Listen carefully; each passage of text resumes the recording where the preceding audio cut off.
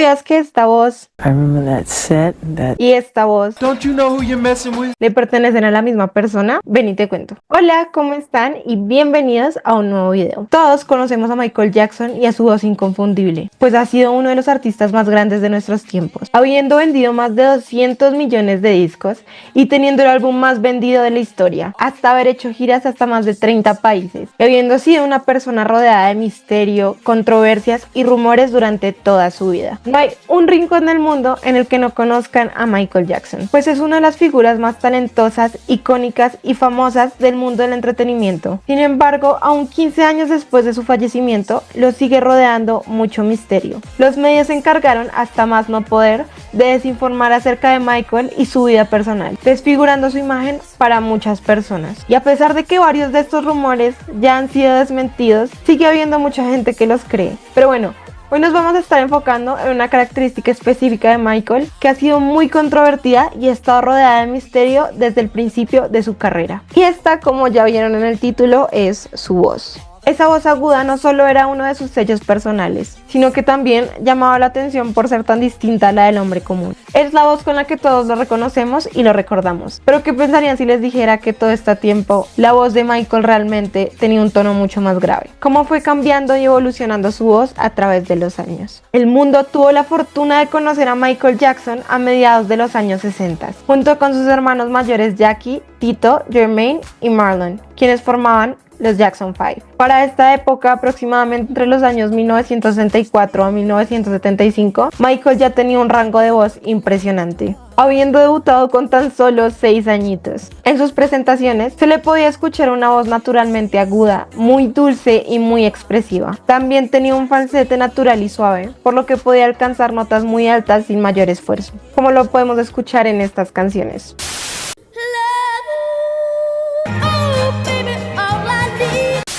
Sin embargo, en la transición a su adolescencia, su voz naturalmente empezó a cambiar, tomando un tono más grave, más bajo. Empezó a tomar más fuerza en las notas graves y siguió utilizando el recurso del falsete, el cual se convertiría en uno de sus sonidos característicos, como se puede escuchar en estas canciones.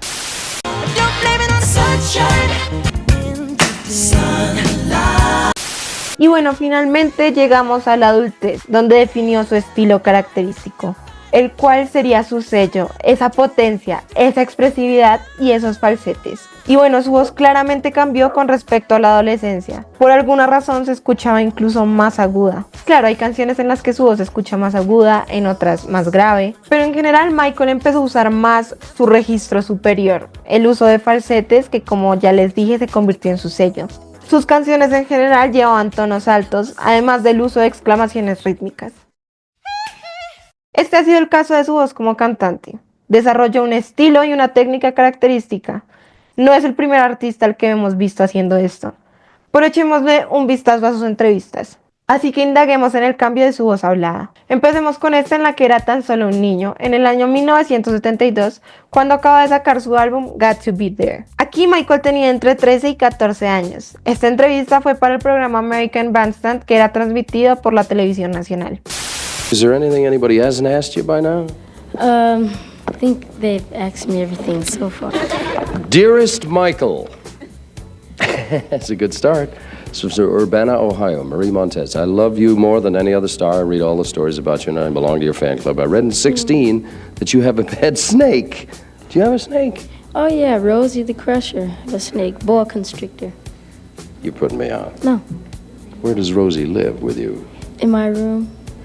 Oh, El formato del programa se basaba en que los artistas iban, se presentaban y hacían mímica de sus canciones, mientras que la audiencia adolescente bailaba junto a ellos. El presentador era Dick Clark, que fue una gran personalidad televisiva en los Estados Unidos. Para esto, Michael ya era bastante conocido.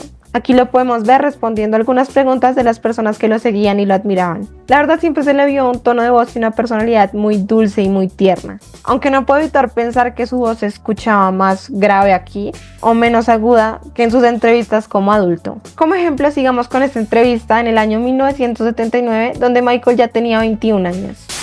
What does it feel like to see that? People yelling, Michael, Michael. I'm two different people, on and off stage. But I formed a personality that's That's me, and I can't get away from that.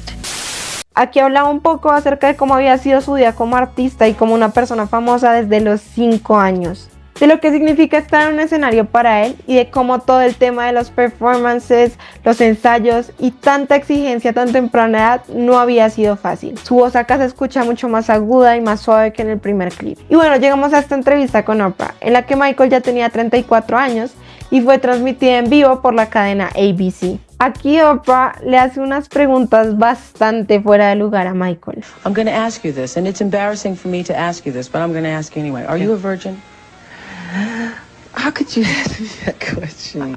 Díganme quién le pregunta eso a un hombre de 34 años. Además, Michael se puso súper incómodo, pobrecito. Eso me hace pensar, ¿ustedes qué le preguntarían a Michael Jackson si lo tuvieran enfrente? O sea, literal tienes a uno de los artistas más grandes que ha pisado la tierra enfrente de ti. ¿Y eso es lo que se te ocurre preguntar? Pero bueno, aquí la voz de Michael no se escucha tan aguda como en el primer clip.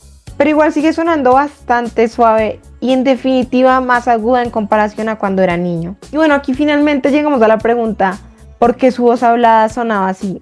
¿La estaba fingiendo? Bueno, pues existen varias grabaciones en donde podemos escuchar a Michael con una voz más gruesa, ya siendo adulto. Como en el Dangerous Tour cuando se presentó con la canción In the Closet. One thing in life you must understand. You lust woman to man. So open the door and you will see. There are no secrets in your room. Set me free. Presentando la canción Heal the World. Today, we stand together all around the world, joined in a common purpose to remake the planet into a haven of joy and understanding and goodness. No one should have to suffer, especially our children. Y ahora una de las que más me impactó fue cuando le prestó su voz al personaje del rey del pop en el videojuego Ready to Rumble Boxing Round 2, el cual salió al público en el año 2000. They call me the king of pop. I'm gonna dance all over you. Don't tango with the king of pop. So you be bad, huh? I don't move over for no one. Y en el filme Ghost, donde interpreta a este señor de acá, sí, ese es Michael. Además, existen testimonios de personas cercanas a él que dicen que Michael usaba una voz mucho más profunda cuando estaba en privado. Una de estas personas era su productor Quincy Jones, quien tenía la teoría de que Michael usaba esta voz aguda ante el público para poder preservar y mantener sus cuerdas vocales y la habilidad de llegar a esas notas altas sin tener que llegar completamente al falsete. Y bueno, asimismo en los 80s también empezaron a rodear muchísimos rumores falsos y especulaciones. Aquí algunas de todas las notas falsas. Bueno, también está esta anécdota del director y videoartista Arthur Jaffa. I had a friend of mine told me a really interesting thing. They shot this video down in Brazil with Michael Jackson. And he was saying, he was one of the producers on it. It was like it was Spike and Michael Jackson and 3 Brazilian public officials because there was some concern. You know, it's that video that he did. Have you seen it in Brazil with the drummers? They don't care about us. Yeah, they don't care about us, right? This is actually Michael's Black Power period. A lot of people don't know that. Yeah. This is a period where Michael and Janet got together and said, we're just going to work with black directors and we're going to do black themed things. People, like say for example, Michael Jackson turned into a panther. That's not an accident. Michael Black Jackson in Panther. Egypt, directed by John Singleton, that's not an accident. Michael Jackson working with Spike Lee in Brazil, that's not an accident. See what I'm saying? Now, but that was this deep moment. My friend said, man, it blew my mind. It blew my mind. He's like, so it's me. I'm not going to say who the friend is because I shouldn't be repeating this. Spike, 3 Brazilian officials, and Michael Jackson. They all sitting there because there was some concern about safety and control, and they were shooting enough of all this. And so this long, interminable meeting is going on, and Spike is talking to these people, and the producer friend is talking to them and everything, and Michael just quietly sitting there taking notes. So finally, after a couple of hours, almost the Brazilian officials leave, Spike leaves, and Michael just sitting there with my friend. He said, at a certain point, Michael looked up and said, damn, I thought those motherfuckers weren't gonna never leave.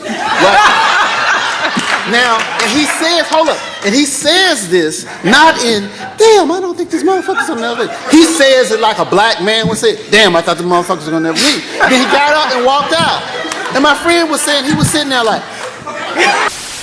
Entonces, finalmente, ¿cuál era su verdadera voz? Bueno, Michael tenía un rango vocal muy amplio y por eso era capaz de cantar y hablar en tantas tonalidades distintas. Era capaz de modular su voz. Pero entonces, ¿cuál era la razón para que usara esta voz tan aguda la mayor parte del tiempo ante el público? Bueno, pues la verdad no lo sabremos porque Michael nunca dijo nada al respecto. Pero bueno, además de la teoría de Quincy Jones, también es posible que Michael quisiera dar cierta imagen ante el público y por eso modulara su voz, mostrando una personalidad amable, dulce, suave, tierna y un tanto infantil, pues el mundo lo conoció desde que era un niño.